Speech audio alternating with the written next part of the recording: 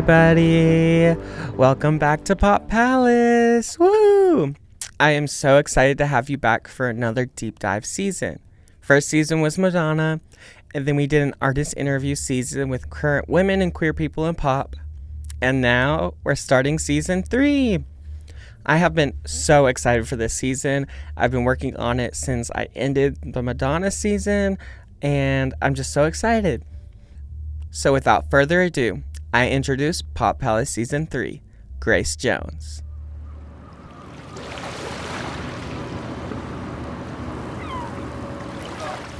Grace Beverly Jones was born on Wednesday, May 19th, 1948, in Spanish Town, Jamaica. She was born to Marjorie Nee Williams and Robert W. Jones, who is a politician and apostolic clergyman. Grace is the couple's third child, and they will have 4 more. Not long after Grace was born, her parents moved to Syracuse, New York, to set up a life for her to join later.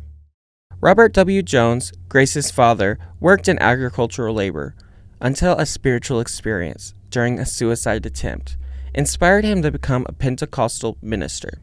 While Grace's parents set up a life for them in Syracuse for her to join later, she was left in the guardianship of her mother's mom and her stepfather, whom she only knew as Master P.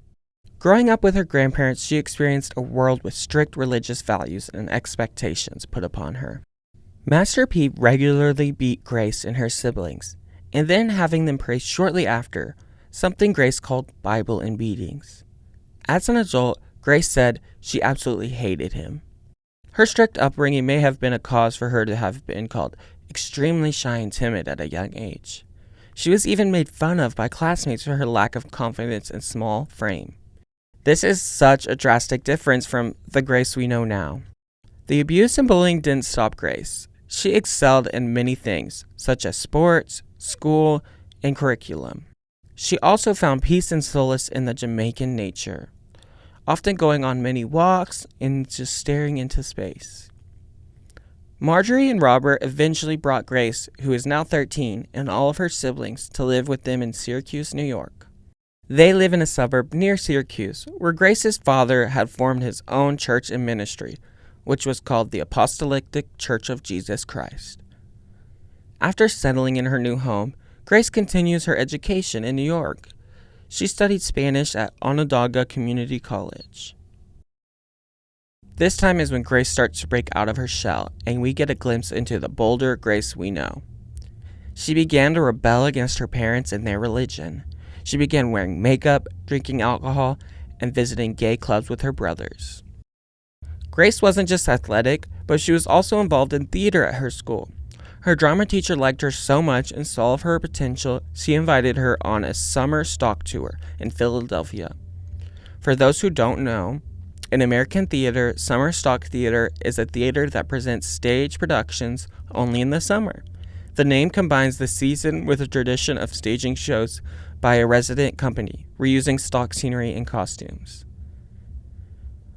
Once she was in the city and out of the suburbs, she knew she wasn't going back. Grace stayed in Philadelphia after the theater tour was over. This is when Grace fully immersed herself into the counterculture movement. In the 1960s, she even joined a hippie commune. She began experimenting with drugs and substances, and she later praised the use of LSD as a very important part of her emotional growth. The mental exercise was good for me, she says. Around this time, she was earning money as a go-go dancer in the city. Grace's hippie go-go dancer era was short-lived and only lasted around a year. After a year in Philadelphia, she moved to New York City at 18. Once she was in the city, she was quickly scouted and signed on as a model with Wilhelmina Models. During this time, Grace found limited success as a model in New York and North America market. However, she packed her bags and moved to Paris. Paris knew what fashion and modeling really was. In Paris, they had much more artful view of fashion as an art form rather than just a piece to wear.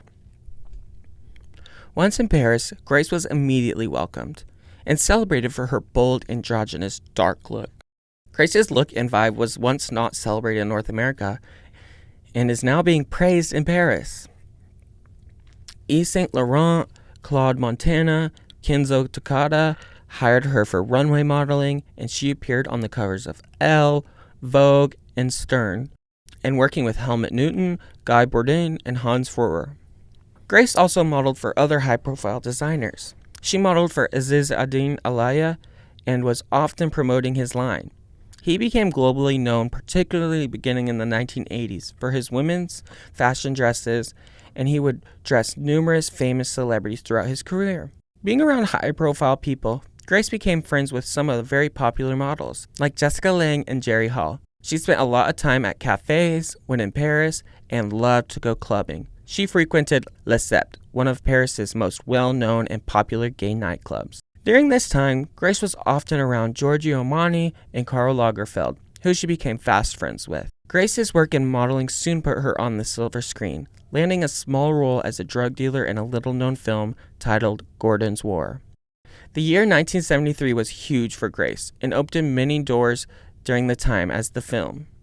Jones appeared on the cover of a reissue of Billy Paul's 1970 album Ebony Woman. Her role in the film and her other performances led to Island Records becoming very interested in what Grace had to offer. Jones was signed by Island Records, who put her in the studio with disco record producer Tom Moulton. And that's the early life of Grace Jones. I know that this episode was super short, and the rest of the episodes will probably be quite short as well. I just wanted to give a little snippet of her life in chronological order. So this was Grace Jones' early life all the way up to her getting signed by Island Records. Thank you so much for joining and listening to Pop Palace. I appreciate every listen, every comment I get. Please comment on whatever streaming service you're streaming. Give me 5 stars. Follow me on Instagram at pop.palace. All right, have a great day. Bye.